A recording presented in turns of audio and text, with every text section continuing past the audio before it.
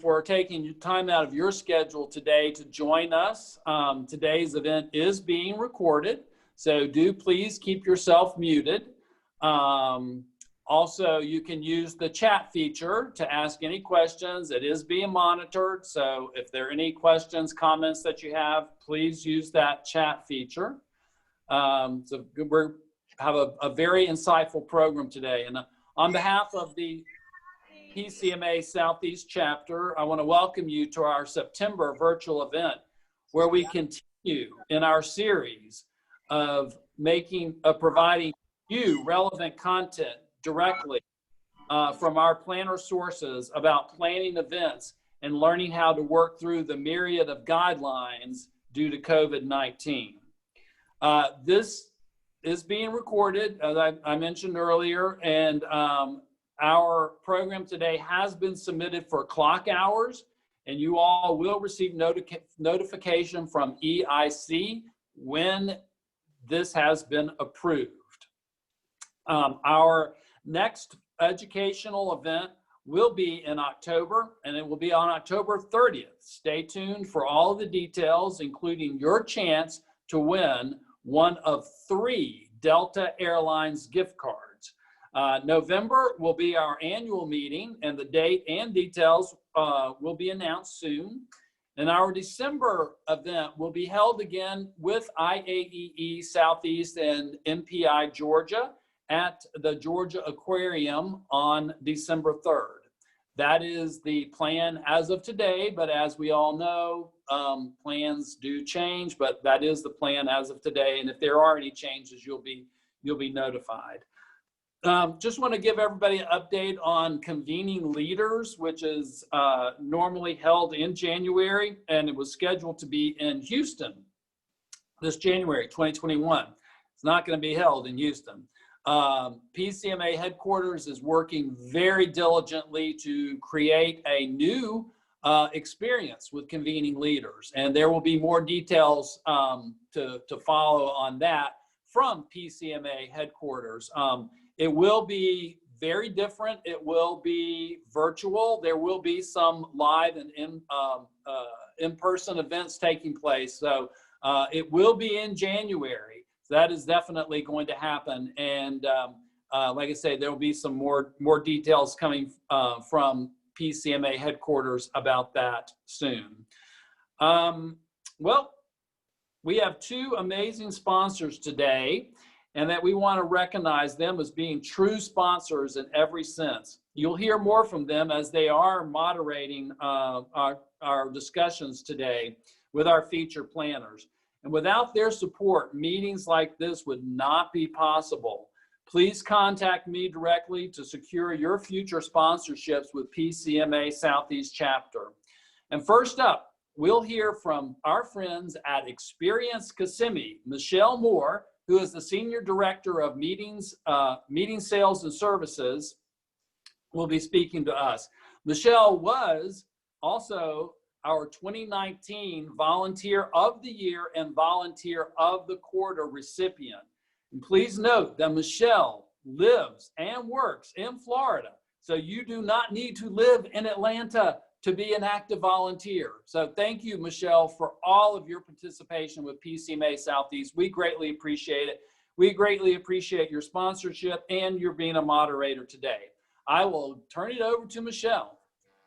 Wonderful. Thank you so much for the warm welcome, Chris, and so excited to be a part of another excellent education session provided by PCMA Southeast Chapter. As Chris mentioned, I represent Kissimmee. We're the official CVB. I will share with you that during these ever-changing times, our team is constantly working with new vendors in the health and safety area. We're working on new protocols and understanding what that looks like so we can be as service to you as the meeting professional. Our services are completely complimentary, and so consider us an extension of your team as you're planning through these new environment. And to help with the budget, which we all know can be tight right now, we are continuing our very popular It Pays to Meet in Kissimmee incentive, which allows meeting organizations up to $10,000 cash back based on room nights actualized at a Kissimmee hotel. So for more information, you can visit our website or reach out to me directly. Always happy to help, and looking forward to working with you. And to share a little bit of Kissimmee, we have a fun, quick video to show now. Thanks so much. When in Kissimmee, Florida, if you're an attendee, planner, decision maker, adventurer, relaxinator. is that a word? You've got blood pumping through your veins. You're going to want to see this. With 45,000 places to stay. And more than 1,200 things to do. Yeah, you heard me right. So you can do a lot here. And we know you're coming for the meetings. You may be coming for what happens after the meetings, or for some of this. So what's there to love about Kissimmee? Well, See for yourself. when in Kissimmee. Thank you, Michelle. That looks great. I would love to be down there today, as a matter of fact. So we greatly appreciate your participation and your sponsorship. Also want to give a very special recognition to Shepherd, who is a longtime partner to PCMA Southeast. Thank you, Shepherd, for your support of our chapter and for your active participation. All right, so here's a really quick overview of what to expect for our program today. First, our wonderful sponsors, Kevin Bellinger with Shepherd and Michelle Moore with Experience Kissimmee. We'll talk to two incredible meeting professionals who have recently shifted a hybrid event or a virtual event due to the current pandemic. These two planners have really been an excellent example of resetting, refocusing, and restarting. Their experiences will help us all learn to be more comfortable with the process of how to bring people together during a pandemic. Nicole Unger with Alliance Expositions will share her experience with the hybrid Together Again meeting that took place in Orlando in July. And Libby Dishert with the American Association of Orthodontists will walk us through how they reset their citywide meeting to a virtual experience in just 6 weeks. Please note that your microphones are muted for now, and we ask that you keep them that way out of respect for our presenters. Please use the chat feature to ask any questions you'd like to present to our planners, and we'll do our best to get to as many as we can at the end of their presentations. And please do use that chat feature. We want this to be interactive. We want you to participate. And our presenters would love to hear from you. After hearing from our two planner speakers, we're going to provide 3 breakout rooms separated by regions. There will be moderators in each breakout room to help continue the conversation and expand on the topics of virtual, hybrid, and live events in our new world. Once we get into your breakout, please unmute yourself if you have something to contribute. We want to hear from you. And if for some reason you'd prefer to be in a different breakout, simply click Leave Room and go back to the main window. Lisa can then assign you to a different breakout. And after our breakouts, we will come back together for a quick wrap up in the main session. So I'll end it now, and I'll turn it over to Kevin Bellinger with Shepherd and Nicole Unger with Alliance Expositions. Thank you, Chris. Good morning, Nicole. Thank you for being part of this panel today. For those of you that don't know, this is an honor for me to moderate this portion of the program because Nicole and I worked together for several years. So I'm not surprised that she's out there innovating for our industry. So welcome, Nicole, and thank you for being here with us today. For those of you that don't know, Nicole works with Alliance Exposition, and they put together a program called Together Again Expo, which took place July 24th down at the Orange County Convention Center in Orlando.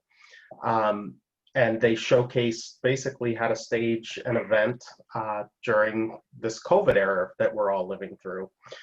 So Nicole, again, welcome. And I want to start off by learning a little bit about your role with Alliance and your organization and how you guys came up with the idea to host this event. Well, thank you, Kevin. It's an honor to be here and for you to be facilitating this. So thank you for having me.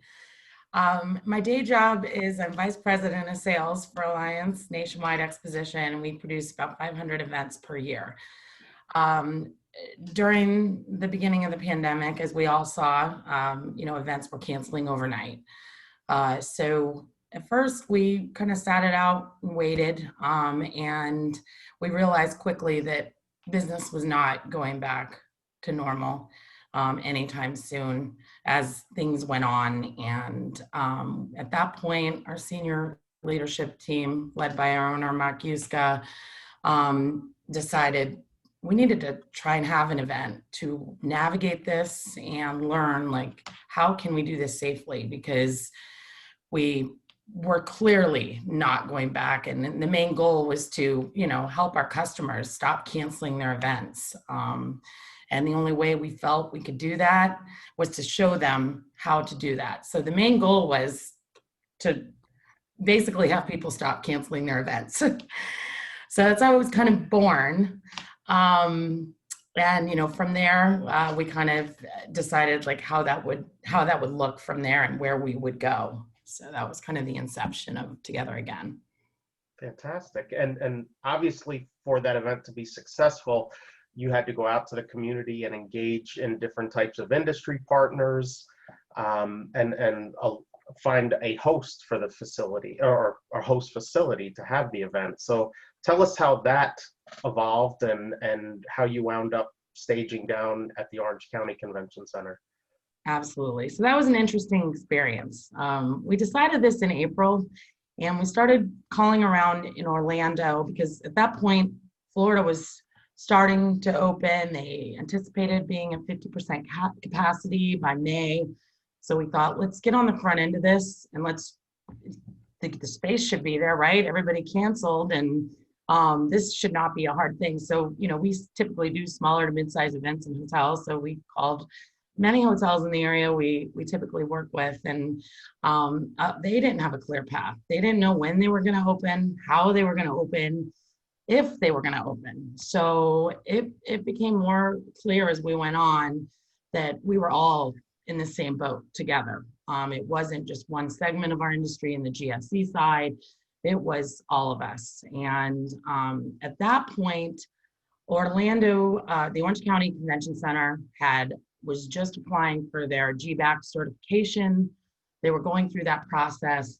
And our owner, Mark Yuska, reached out to Mark Tester, the executive director at the Orange County Convention Center, and pitched the idea of doing Together Again at the center. And Mark jumped on board right away with full support.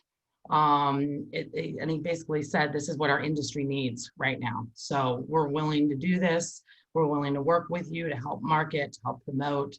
And the main goal for all of us at that point was, let's demonstrate how this can be done safely. So at that point, they really helped kind of, fuel the fire. And then from that point on, it was just amazing, the outreach of industry support we had. Kevin Shepard, you were one of the main sponsors of all of our graphics. Other GSCs, that on our normal days, we're all doing proposals and bidding against each other. This time we were all coming together, and it was amazing.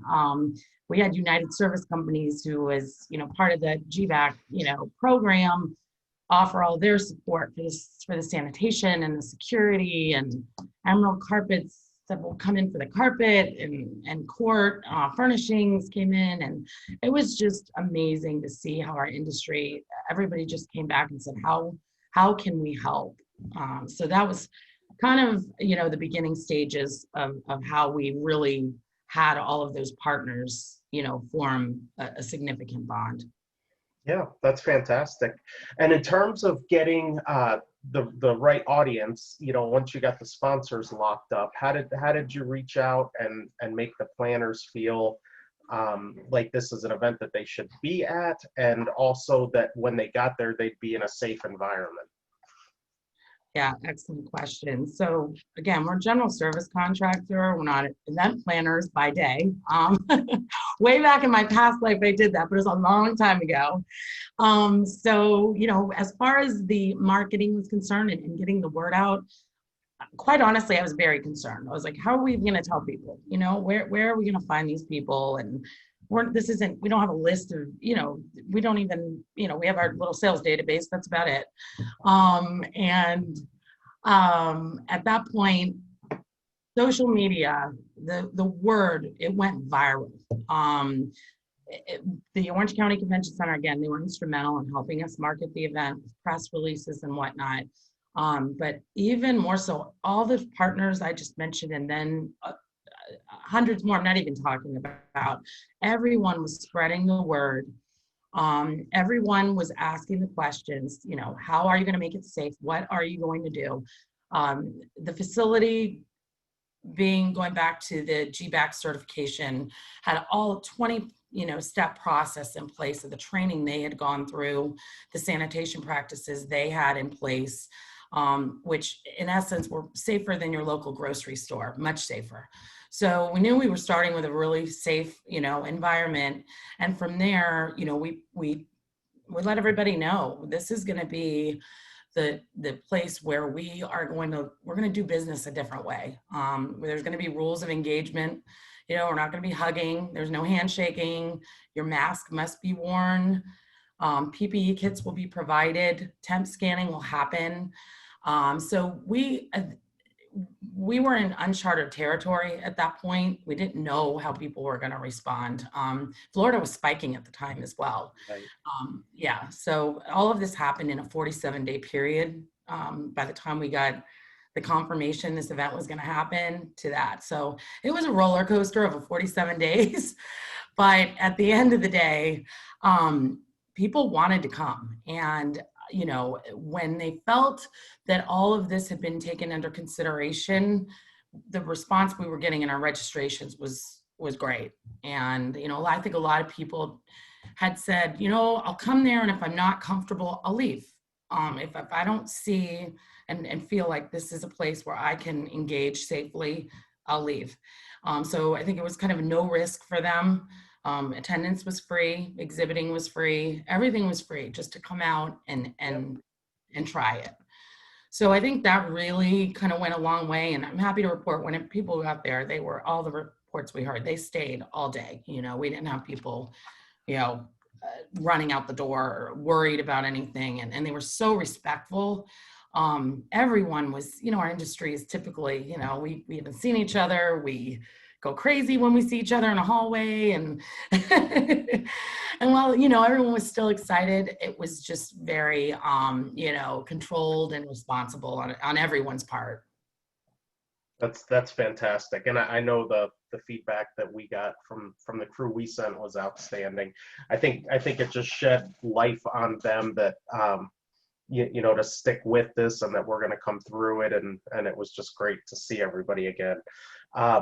So on the event day itself, Nicole, what was the format? How did you set it up? And I know you wound up with a huge virtual component to the event as well for those that couldn't come or weren't ready to come. But what was the format of the day of the event, and how did it flow? Sure. So what we learned quickly in the early planning processes was, we had to look at the whole event differently. Everything had to be a very controlled flow. Your typical registration with 15 counters in the lobby, no, that's not the way it can look anymore. People have to keep moving throughout the whole event.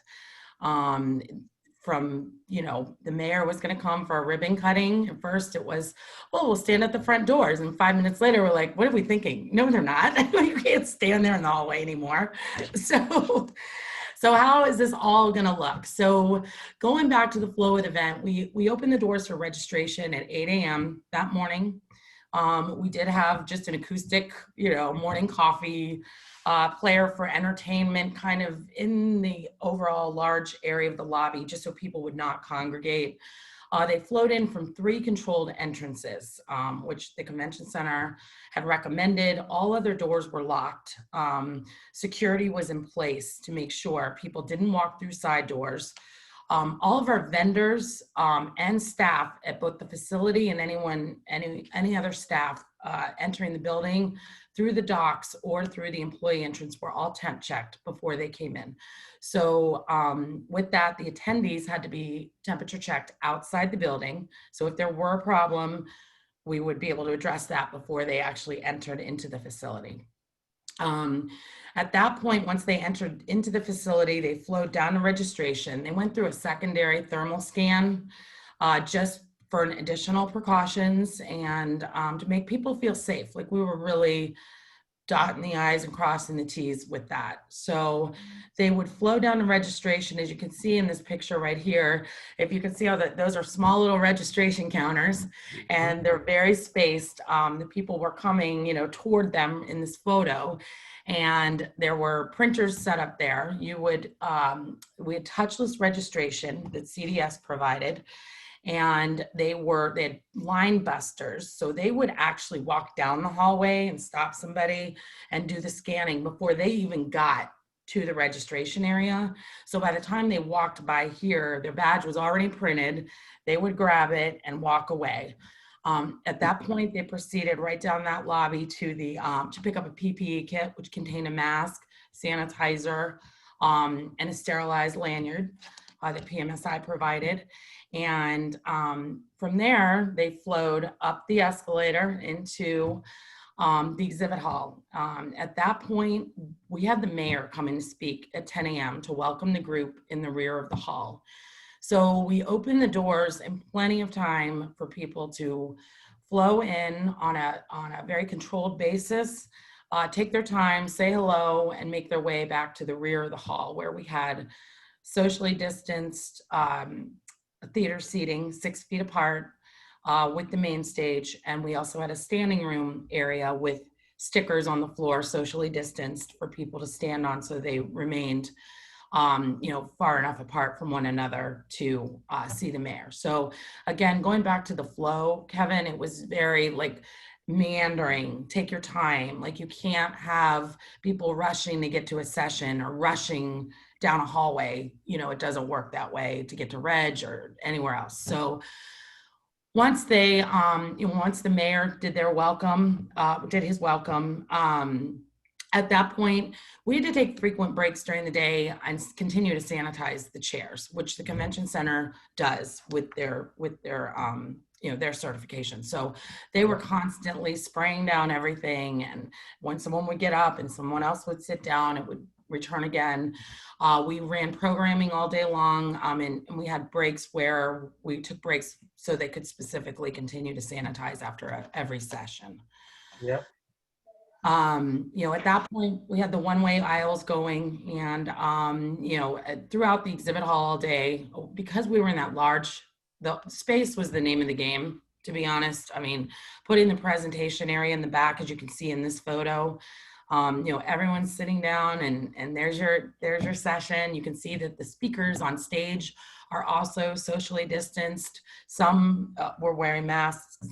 Some would remove them to speak and put them back on, but they were still socially distanced enough regardless of whether they were, you know, had them on or not. So at that point, you know, it flowed throughout that way the rest of the day. And at the end of the day, you know, we just like any other exhibit hall ends and the doors close and the carpet comes up.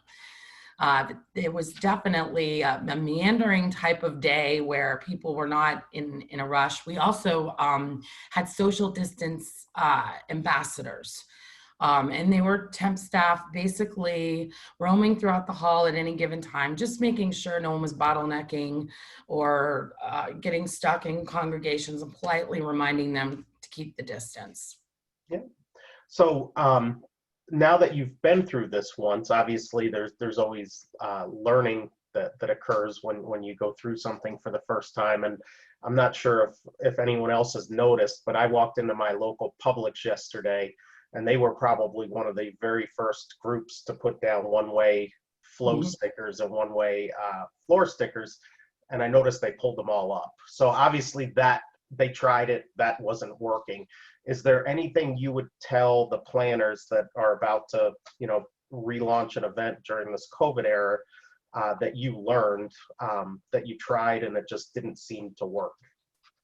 You know, I'd say just like the Publix, Kevin, those one-way aisles are tough. And it's not because people don't have the best intentions. they see somebody and they make a right, they go down, and it's just hard to navigate.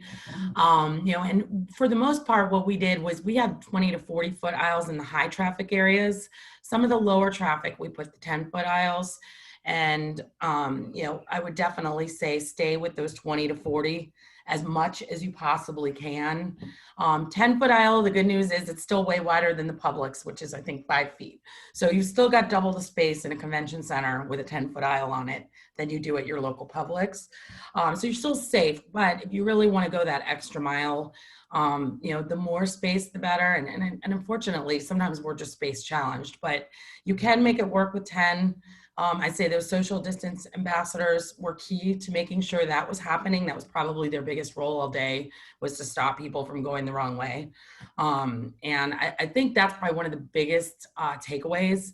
All of the conversations we heard from everyone there was really that they felt safer than their local grocery store. So, from a safety perspective, we're going to keep a lot of those same practices in place. We'll continue to build upon them.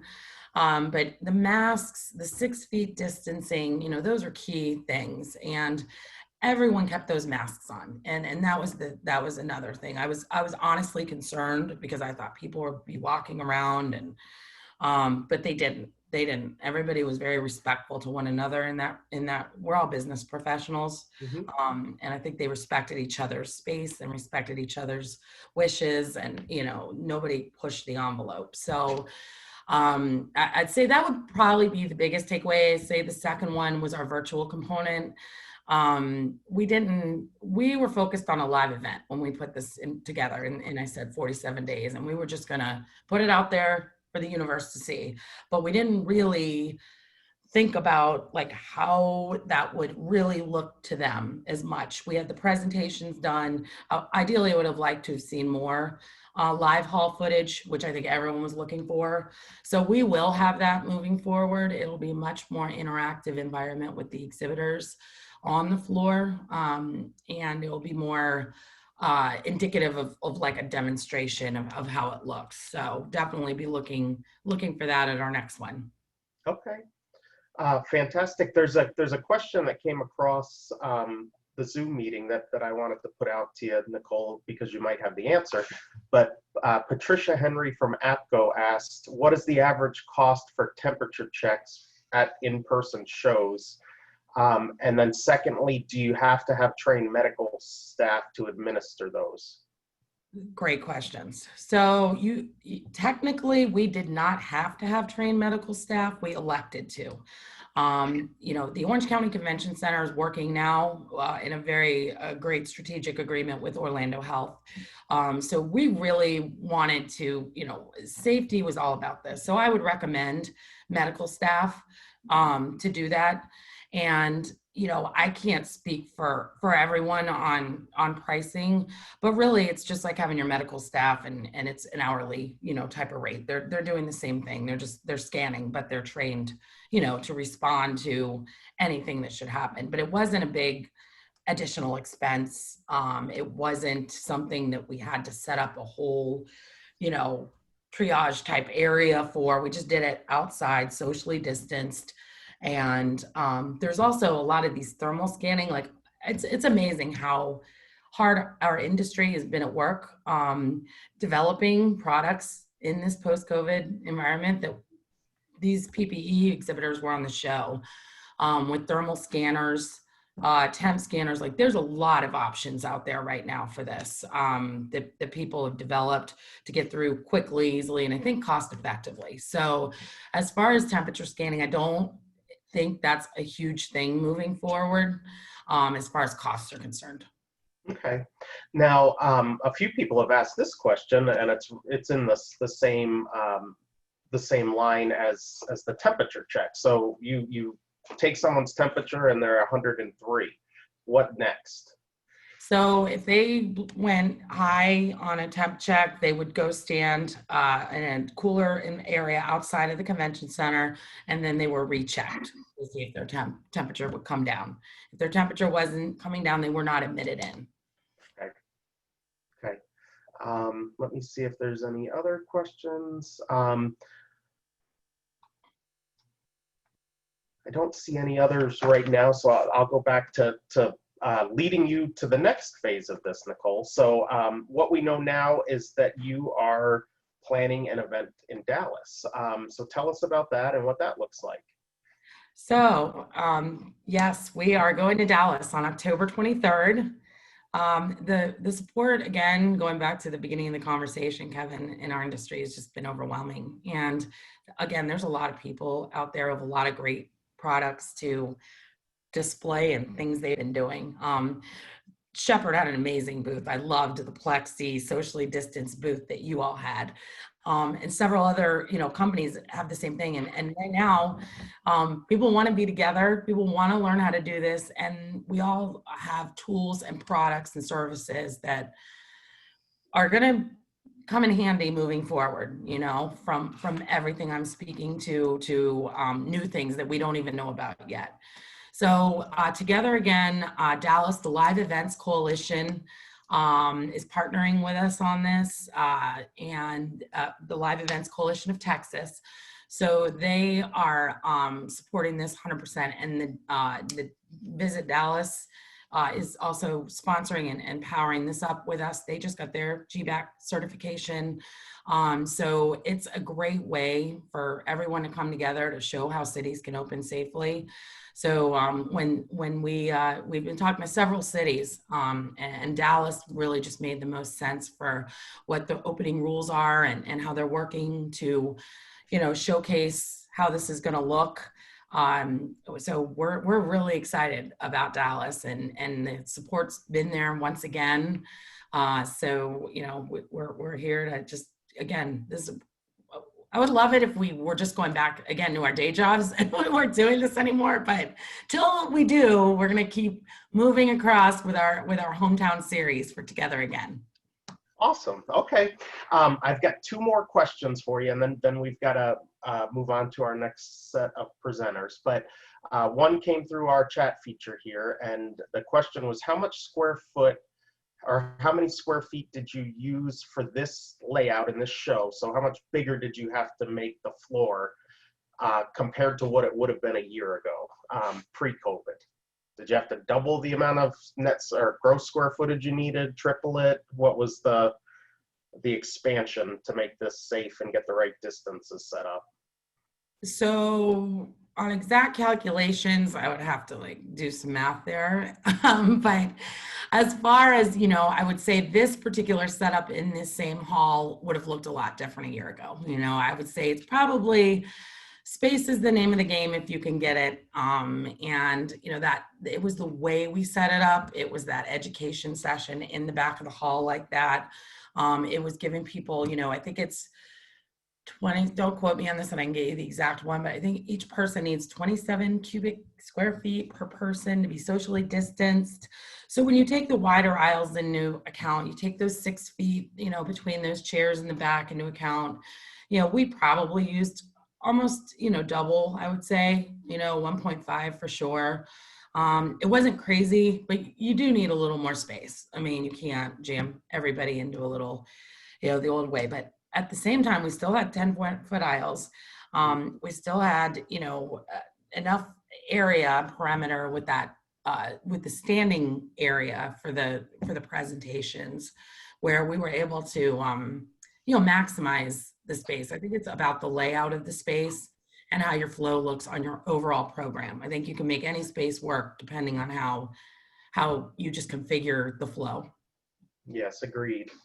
And Nicole, how many reported COVID cases did you have after your event down in Orlando? 0. Well, that's beautiful. That's Yep. that's what we all want. Yep. That's terrific. Well, Nicole, thank you so much for sharing your experiences and for leading the effort to put this event together and on for our community. And thank you for coming on here with the PCMA Southeast chapter to support our efforts to educate the community. So thank you. And I'd like to turn it over to Michelle and Libby. Great. Thanks so much. Wow. Thank you, Nicole, for being one of the leaders during this time. I know my team joined the virtual aspect of Together Again, and it was just amazing learning. So thank you for sharing. Next, I have another trailblazer in our industry during these very different times. Libby Deschert is currently serving as the Director of Meetings and Sponsorship for the American Association of Orthodontists, which is located in St. Louis, Missouri. She joined AAO 2 years ago after serving as National Sales Manager for Explore St. Louis, another fellow CVBer. Libby began her career back in the 90s working in the catering office at the Hawaii Prince Hotel Waikiki right out of college. And then she worked for many years as a planner at what we know in the past as Confron and now known as Experian. Libby is a lifelong learner and is always on the lookout for the next great idea, drawing on the lessons she's learned as a lifelong student, as a planner, and working in venues. It really gives her a strong foundation from which to create really extraordinary events. And I think you're going to hear more about an extraordinary event. So I would like to introduce you to Libby. And if you could tell us, Libby, a little bit about AAO's annual meeting here that was scheduled for May, what that typically looks like. Take us back to March when the pandemic started, and how your team made that decision to pivot to a virtual event. Sure. First, before I get started, I wanted to let Nicole know I was at a meeting in July following the event at the Orange County Center with some other planners that had just been there and heard amazing things. So I really wanted to say personally thank you for putting that all together. And you know, as having been on the venue side, the city side, now the planner side, I mean, I really feel really strongly about the rebounding of the industry. So events like that are making a difference. Thank you. Okay, so as everyone was entering the room and I was looking at all of these familiar faces and realizing that a lot of the planners in the audience are in Atlanta, and coincidentally our annual meeting was scheduled for Atlanta. So I know Charlene and Stacy, of course, Michelle with PRA, we all kind of went through this together. And so our meeting was scheduled to take place May 1st in Atlanta. We were looking forward to welcoming 16 to 17,000 registrants is about what our annual meeting typically brings with us. Just for a point of reference, the registration fee for our member doctors was $440, just to give you an idea. Whenever I talk to planners, we always kind of want to put things into perspective and you know, understand the dollars and cents of it. So it was around March 16th, 17th that we did end up canceling the event. And I would say it was about, we didn't originally intend to go virtual. We were lucky that we had the leadership, and our CFO in particular gave us permission to not make the decision to cancel based on the numbers, and to really make the decision to cancel based on what was best for our members. And at that moment, there was a whole lot of uncertainty. Nobody knew really what was going on, and people were starting to get sick, and you know, where we headed, we didn't know what was going on. And being a member of the medical community, it was important that we took care of our members and watched out for their health. So about a week after we canceled, my vice president, the vice president that I answered to, sorry, I'm getting some people over here. She really trailblazed and insisted that we go virtual and that we not leave the education to our suppliers or to other dental or orthodontic groups, that we really provide that service, and that the virtual format was the way for us to do it. So if we go to the next slide, I can kind of talk a little bit about what that looks like in terms of how we pivoted. Really, I think at the point that we decided we were going to plan a virtual meeting, a lot of the weight fell on our education specialists to figure out how we were going to take 246 lectures and turn them into a virtual format. So she reached out to our speakers, found out who was interested in presenting virtually, and you know, just whittled away and came up with the schedule. I think we might have given her 36 hours to come up with a potential schedule. And, you know, it was one of those things where the staff really just kind of locked arms, and we were just saying to each other, okay, what's the next step? And then the next step, and then the next step as we went along. So I don't really know what's harder, pivoting an annual meeting in 47 days or creating one from scratch in 47 days. I don't know that I would want to have been in Nicole's shoes, but I think in March, our shoes weren't very comfortable either.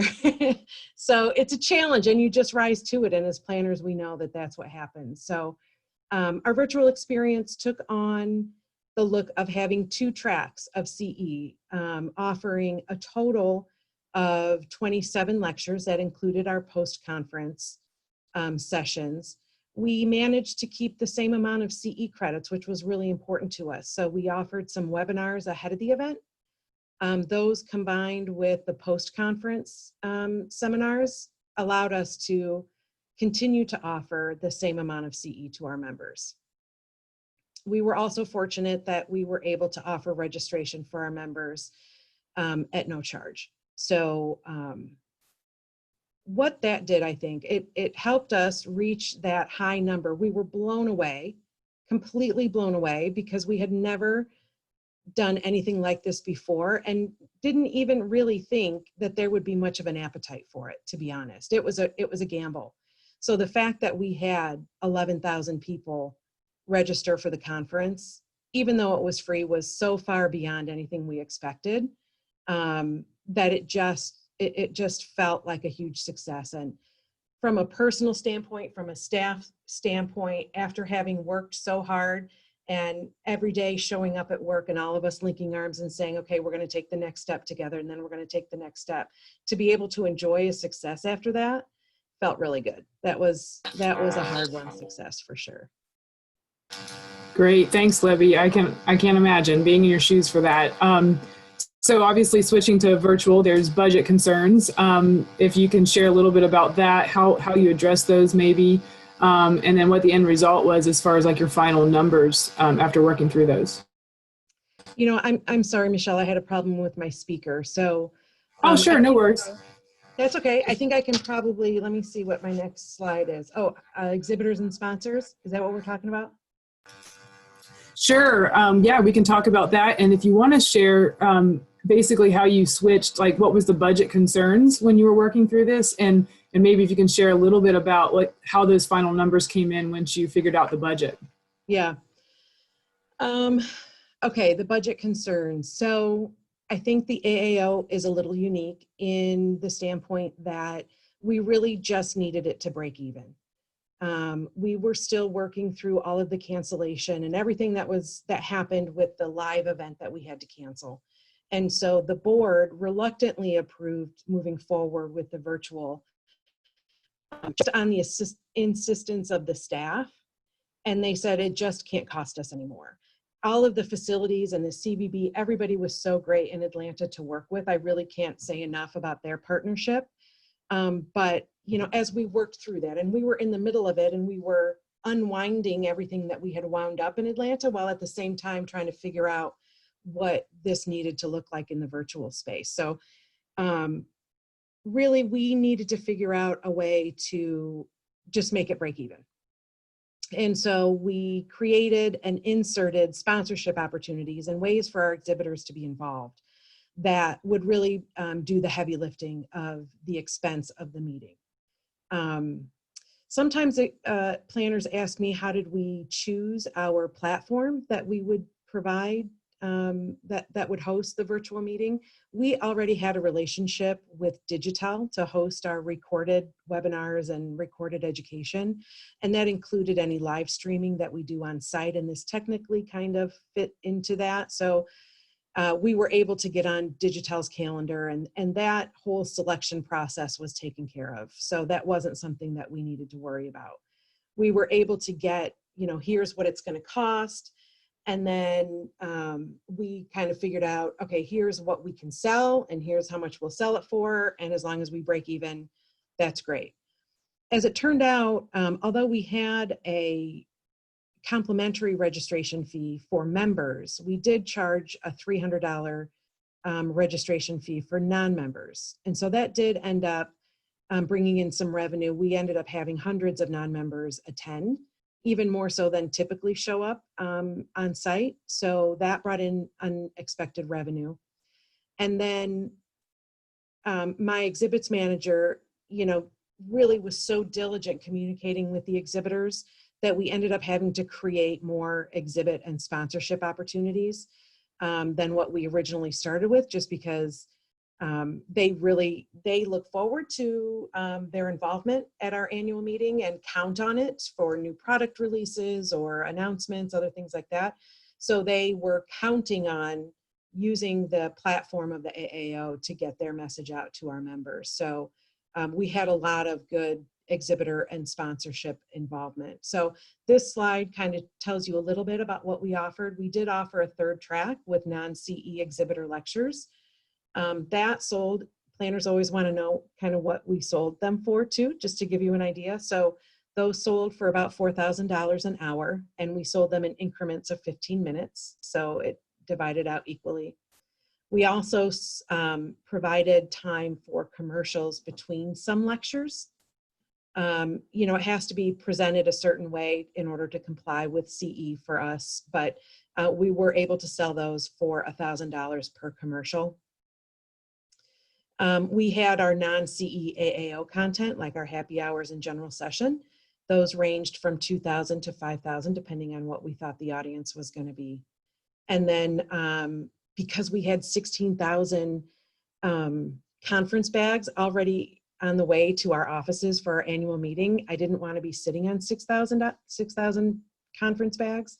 So we ended up selling bag inserts to our exhibitors and then mailing those out along with a printed supplier guide. So those were all ways, we didn't have what we now think of in terms of a virtual exhibit hall. I didn't think that we had the time to communicate, to build it and communicate it properly in order to mobilize our exhibitor community. And I wasn't sure about the return, to be honest, what our exhibitors would see in terms of traffic. So we didn't have that kind of engagement. We left our floor plan open and people could click in there and click around. We opened all the upgrades. Everyone could put their logo on and create wallpaper and embed links and videos, whatever they wanted to. But I just didn't have the history to guarantee that any investment there would be worth it. So we ended up foregoing that in May. Okay, that's good to know, because I was going to ask, as far as like an ROI for the sponsors that paid the $1,000, what was their feedback after going through this experience with you? I think our biggest comment, so the commercials, I think those were low priced enough that it really was more logo recognition that companies wanted to have them out there. In fact, and I take that back though, we had a lot of really good comments from our attendees that really liked seeing the commercials, to be honest. They felt like they were informational. So we did get good feedback from our attendees on that.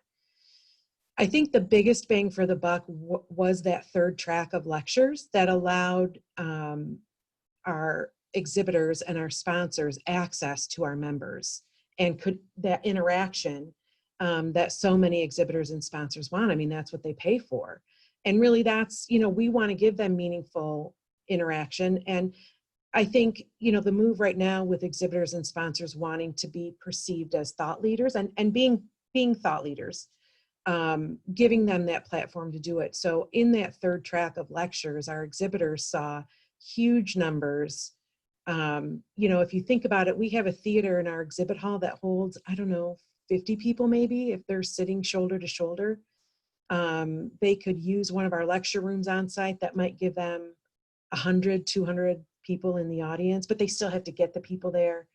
On this third track, it was something that we'd never done before because they were presented to the attendee alongside our science and our CE. So it gave it kind of a legitimacy, I think, more so than an in-booth lecture would. And what we saw was attendance. Our lowest attended exhibitor lecture was around 250 to 300 people, which they were beyond thrilled with that. Our highest attended was around 1,600, almost 1,700 people. So those people were, that company was over the moon with the size of their audience. So and eventually they bought several time slots. They enticed the audience to type in "contact me" so that the AAO could release their contact information to them. And then, now have access to all of those members that heard their message. So on average, we had about exhibitor audience size about 800 to 850. Wow, that's really impressive. And kudos to you for, it sounds like, creating the engagement that your sponsors really were looking for in such a quick turnaround. So, with all of this, going through this, if you can share maybe some of your challenges when you basically moved and pivoted to the virtual, and maybe how you overcame them. Oh, the challenges. There were so many. Every day brought, we were on digital, Patricia, but every day brought new challenges. I think,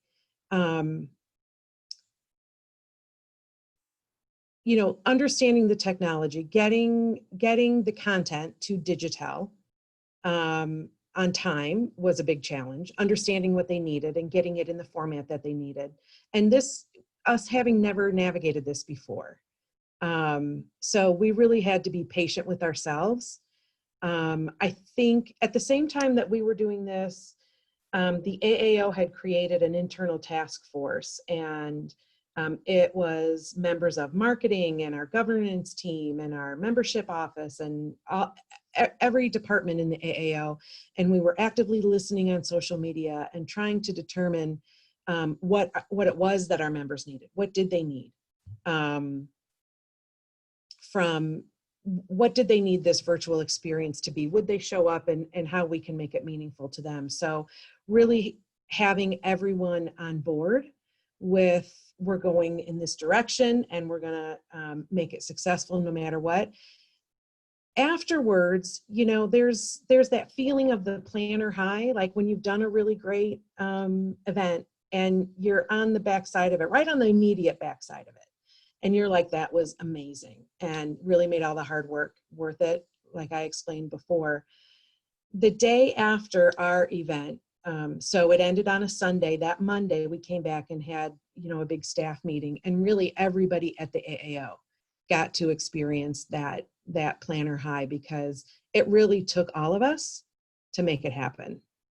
So I don't think I totally answered the question, but it's in there somewhere. I think it's great. I mean, yeah, it's good.